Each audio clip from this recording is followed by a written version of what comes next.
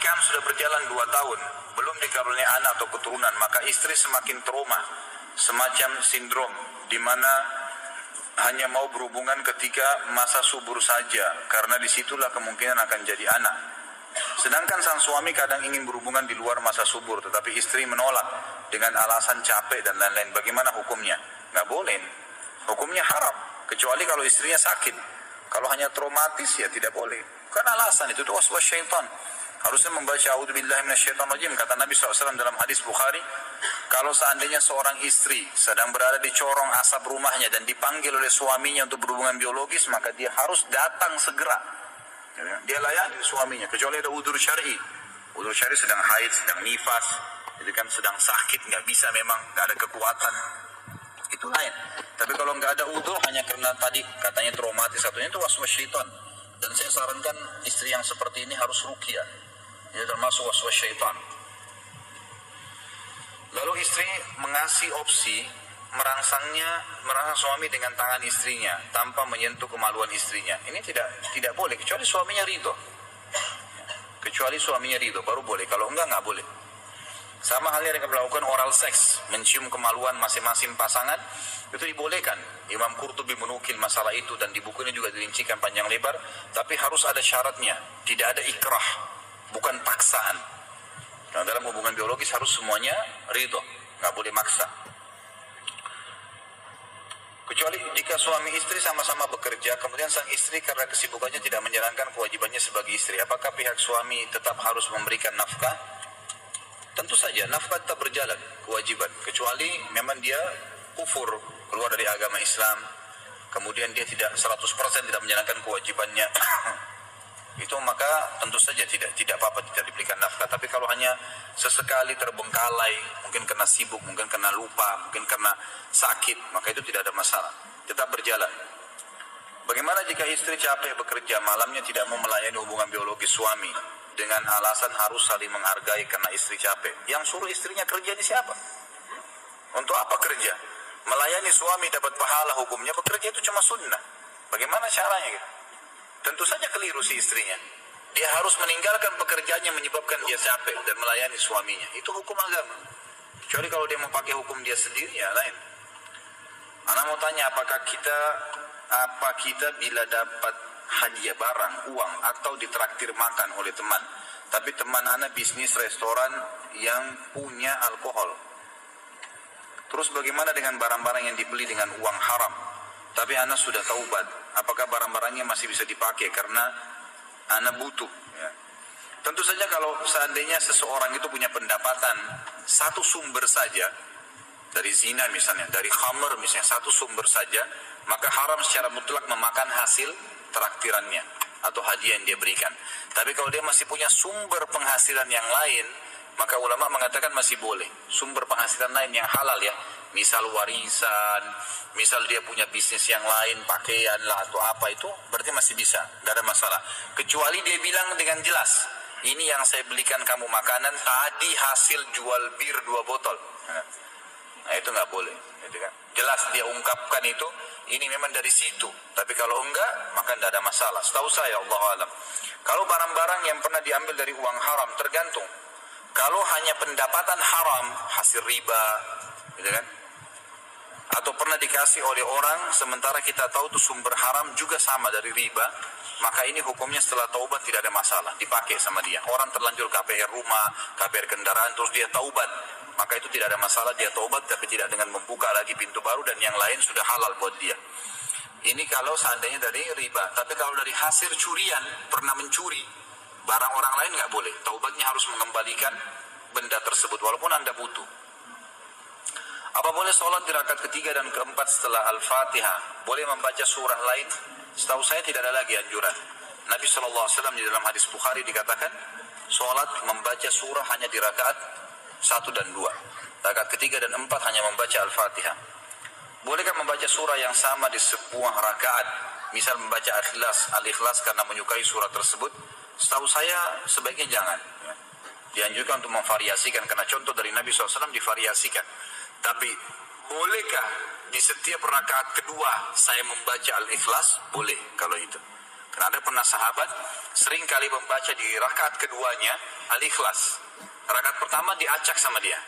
Lalu dilaporkanlah oleh makmum-makmumnya, ya Rasulullah, orang ini kalau sholat selalu di rakaat kedua Al-Ikhlas. Ditanya, kenapa kau baca itu? Tapi ini sholat yang berbeda ya.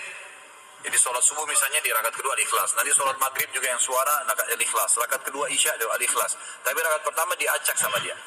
Maka kata Nabi SAW, kenapa kau baca begitu? Kata sahabat tadi, karena saya mencintai surah itu ya Rasulullah. Kata Nabi SAW, tidak ada masalah, gitu kan? Jadi tidak ada masalah, karena dia suka membaca surah itu. Tapi nggak boleh dalam satu sholat semuanya sama. Rakaat pertama Al-Ikhlas, rakaat kedua Al-Ikhlas. Ini masih banyak surah lain. Kenapa malas baca? Gitu. Bolehkah membaca 2 kali atau 3 kali dalam setiap rakaat? Misal setelah Al-Fatihah membaca Al-Ikhlas dan Al-Falaq. Boleh. Membaca dalam satu rakaat beberapa surah boleh. Nabi SAW contohkan itu.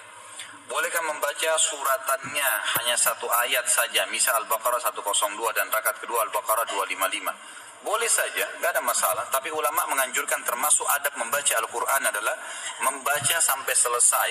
Kalau ayat-ayatnya pendek.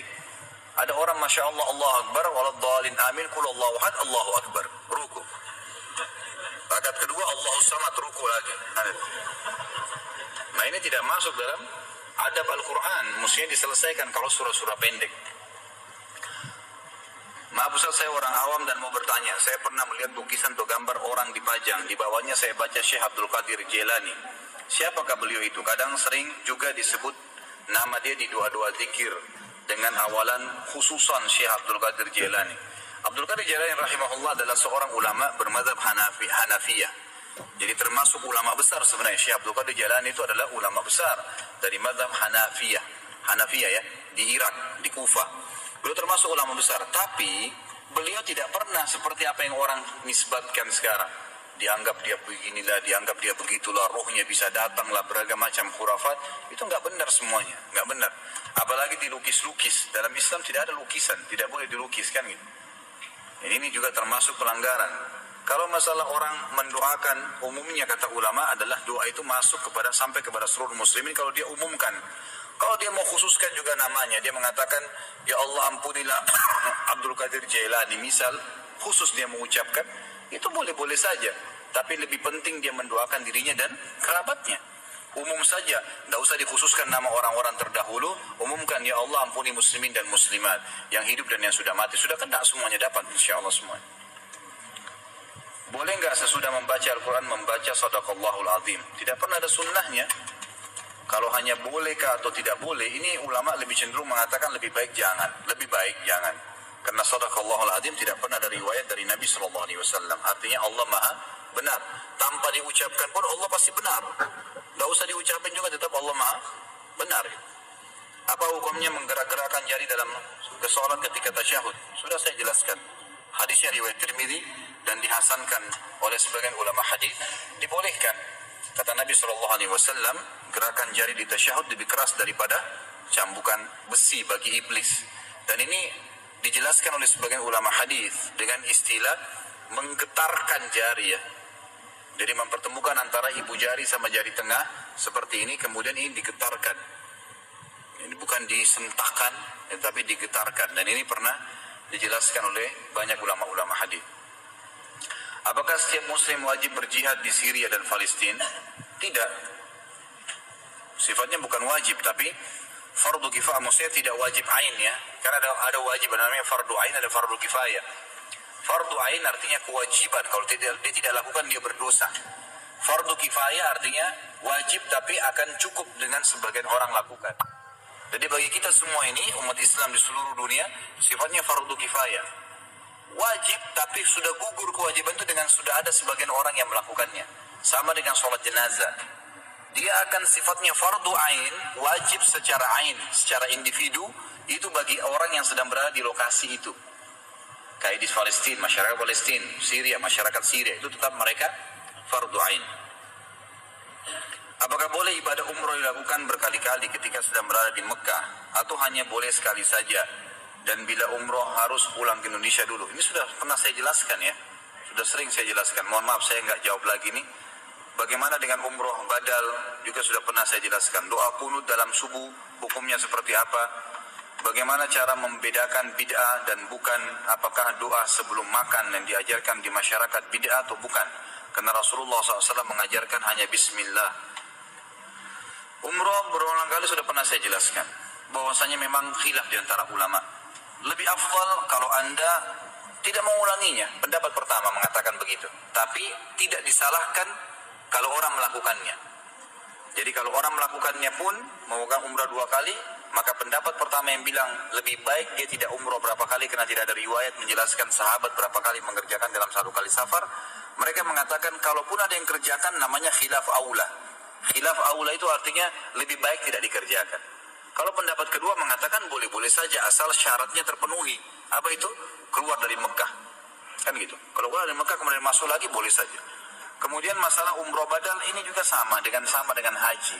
Pendapat ulama ada yang membolehkan, Allahu a'lam, ya sebagaimana memang bolehnya seseorang mengumrahkan orang lain. Kalau kunut dalam subuh, ini sudah sering saya sebutkan, riwayatnya dilemahkan semua oleh para ulama hadis, maka tidak dipegangi. Tapi sebagian